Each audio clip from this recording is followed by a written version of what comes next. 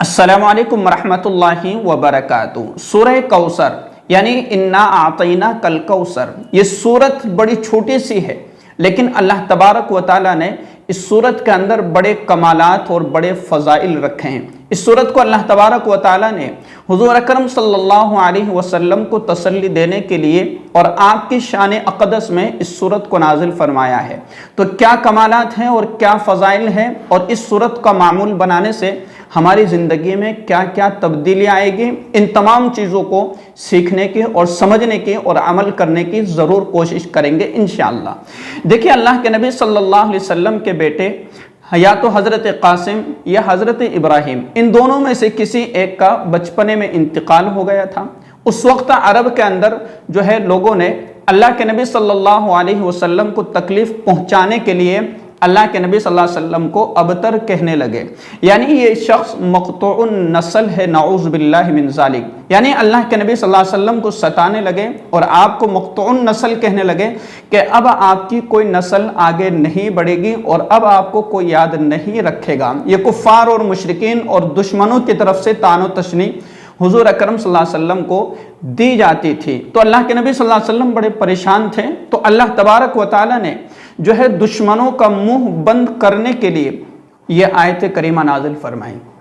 انا اعطینا کل کوثر، کہ اے پیغمبر ہم نے آپ کو کوثر عطا فرمایا ہے، ہم نے آپ کو خیر کثیر عطا فرمایا ہے۔ یعنی جنت میں اللہ تبارک و تعالیٰ نے حضور اکرم صلی اللہ علیہ وسلم کو ایک نہر عطا فرمائی ہے، اور اس نہر کے ذریعے سے اللہ تبارک و تعالیٰ کل قیامت کے دن اپنے تمام محبت کرنے والوں کو اور اپنے تمام ماننے والوں کو اور اپنے سب پر ایمان لانے والوں کو، اپنے اوپر ایمان لانے والوں کو کل قیامت کے دن اللہ کے رسول صلی اللہ علیہ وسلم اس حوض کوثر سے پانی پلائیں گے۔ اس کے بعد جو ہے بالکل بھی پیاس نہیں لگے گی۔ تو سب سے بڑی خیر کثیر اللہ کے رسول صلی اللہ علیہ وسلم کو یہ عطا فرمائی گئی۔ دوسری بات، اللہ کے رسول صلی اللہ علیہ وسلم سے کہا گیا کہ ہم نے آپ کو اتنی بڑی خیر کثیر عطا فرمائی، اب آپ کا شکرانہ اور آپ کا فریضہ، آپ کی ذمہ داریاں یہ ہیں کہ فصلی لربک، اپنے رب کے لیے آپ نماز پڑھیے، نمازوں کا اہتمام کیجیے اور اسلام پر اور اسی طریقے سے اللہ کے حکموں پر عمل کرتے رہیے، ونحر، اور قربانی بھی دیتے رہیے، قربانی بھی ادا کرتے رہیے، دو چیزیں۔ اور پھر اس کے بعد اللہ تبارک و تعالیٰ نے کفار اور مشرکین کا منہ بند کرتے ہوئے کہا کہ ان شانئک ھو الابتر، بے شک آپ کے دشمن ہی جو ہے ابتر ہے، وہی مقطوع النسل ہے۔ اور اللہ کے رسول صلی اللہ علیہ وسلم کی جسمانی اگر اولاد بھی نہ رہی اور ان کا انتقال ہو گیا، لیکن اللہ کے نبی صلی اللہ علیہ وسلم کی روحانی اولاد آج بھی موجود ہے۔ قرآن کریم کے پڑھنے والے لاکھوں کی بلکہ کروڑوں کی تعداد میں مسلمان موجود ہے۔ اللہ کے نبی صلی اللہ علیہ وسلم سے محبت کرنے والے کروڑوں کی تعداد میں آج دنیا کے اندر موجود ہے، اور ہر محبت کرنے والے، عقیدت کرنے والے اور ہر مسلمان اور ہر مومن کی زبان پر بلکہ کئی لوگ وہ جو دین اسلام سے دور ہے، وہ بھی اللہ کے رسول صلی اللہ علیہ وسلم کا جب تذکرہ کرتے ہیں تو بہترین الفاظ کے ساتھ تذکرہ کرتے ہیں۔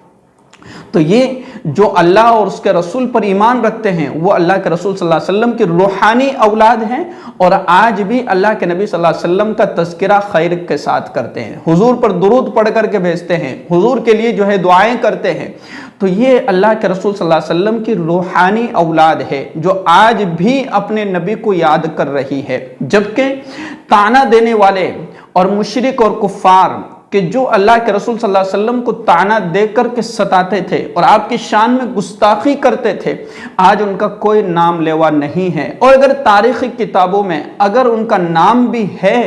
تو ان کا جو نام کا ذکر کیا گیا ہے وہ بڑی ذلت کے ساتھ کیا گیا ہے، بڑی ذلیل کے ساتھ، اور اسی طریقے سے بالکل بے ادبی کے ساتھ۔ اور اگر حضور اکرم صلی اللہ علیہ وسلم کا نام مبارک آتا ہے تو ہر شخص لکھنے کے اندر بھی پورا صلی اللہ علیہ وسلم، زبان سے بولتا ہے تو صلی اللہ علیہ وسلم۔ تو اللہ تبارک و تعالیٰ نے حضور اکرم صلی اللہ علیہ وسلم کو ایک تو حوض کوثر عطا فرمایا، اور پھر اس کے بعد کہا گیا کہ آپ نماز پڑھیے، نمازوں کا اہتمام کیجیے، قربانی کیجیے، اور پھر کہا گیا کہ آپ کے دشمن ہی ہلاک اور برباد اور مقطوع النسل ہوں گے اور ان کا کوئی نام لیوا نہیں ہوگا۔ تو اللہ تبارک و تعالیٰ نے اس سورت کے اندر بڑے کمالات رکھے ہیں، بڑے فضائل رکھے ہیں۔ اگر ہم اس سورت کا اہتمام کریں گے اور ہم اللہ اس کے رسول کے حکموں پر عمل کرتے رہیں گے اور ہم اللہ کے رسول صلی اللہ علیہ وسلم سے محبت کریں گے تو کل قیامت کے دن اللہ کے رسول صلی اللہ علیہ وسلم ہمیں اپنے دست مبارک سے حوض کوثر سے پانی پلائیں گے۔ یہ سب سے بڑی خوش نصیبی اور سب سے بڑی خوش قسمتی کی بات ہے کہ جس کو اللہ کے رسول صلی اللہ علیہ وسلم کے دست مبارک سے حوض کوثر سے پانی پینے کو نصیب ہو جائے۔ تو یہ دنیاوی فوائد بھی ہے اور آخرت کے فوائد بھی ہے۔ اور دوسرا فائدہ کہ ہم اللہ کے حکموں پر عمل کرتے رہے، اللہ تبارک و تعالی ہمارے لیے جو ہے عمل کرنا آسان فرما دے۔ اسی طریقے سے ہم جتنی بھی ہم مالی اور جانی عبادت کر سکے، خوب اپنی جانی اور مالی عبادت کرنے کی کوشش کریں۔ جہاں ہمیں مال خرچ کرنے کی ضرورت پڑ رہی ہے تو وہاں ہم مال خرچ کر کے اللہ کے حکم کو پورا کرنے کی کوشش کریں، اور جہاں ہمیں اپنی جان لگا کر کے اللہ کے حکم کو پورا کرنے کی ضرورت پڑ رہی ہے وہاں اپنی جان کو لگا کر کے اللہ کے حکم کو پورا کرنے کی کوشش کریں، کیونکہ یہ اللہ کا جو ہے شکرانہ ہے، اللہ کا شکریہ ادا کرنا ہے۔ جب اللہ نے ہمیں دنیا اور آخرت کی اتنی ساری نعمتوں سے نوازا ہے، ہماری ذمہ داری بنتی ہے فَصَلِّ لِرَبِّكَ وَانْحَرْ کہ ہم اس کے شکرانے میں اللہ تبارک و تعالیٰ کے سامنے جھکتے رہے اور مال کی ضرورت پڑے تو مال بھی اپنا خرچ کرتے رہے۔ اور تیسری یہ بات ارشاد فرمائی کہ جو شخص اللہ اس کے رسول کے حکموں پر عمل کرتا ہے اور اپنے آپ کو متقی پرہیزگار بناتا ہے اور اپنے آپ کو نمازوں کا پابند بناتا ہے، قرآن کی تلاوت کا پابند بناتا ہے اور ایک متقی اور پرہیزگار بن کر کے اپنی زندگی گزارتا ہے تو اس کی آنے والی نسل بھی اس کو یاد رکھتی ہے کہ ہمارے دادا جان اتنی نمازیں پڑھنے والے تھے، ہمارے ابا جان اتنی محنت کرنے والے تھے، انہوں نے اتنی دین کی خدمت کی، انہوں نے ایسا کام کیا، انہوں نے ویسا کام کیا۔ تو بہترین اور ذکر خیر کے ساتھ یاد کیا جائے گا۔ اس لیے میرا عزیزو، اللہ تبارک و تعالیٰ نے اس سورت کے اندر بڑے کمالات رکھے ہیں، بڑے فضائل رکھے ہیں، بڑے فوائد رکھے ہیں۔ اس سورت کو پڑھیے، اس کی تفسیر کو پڑھیے، اس پر عمل کرنے کی کوشش کیجیے۔ اللہ تبارک و تعالیٰ ہم سب کو عمل کی توفیق نصیب فرمائے۔ حضور اکرم صلی اللہ علیہ وسلم کے دست مبارک سے کل قیامت کے دن حوض کوثر سے ہم سب کو جو ہے پانی نصیب فرمائے۔ السلام علیکم ورحمۃ اللہ وبرکاتہ۔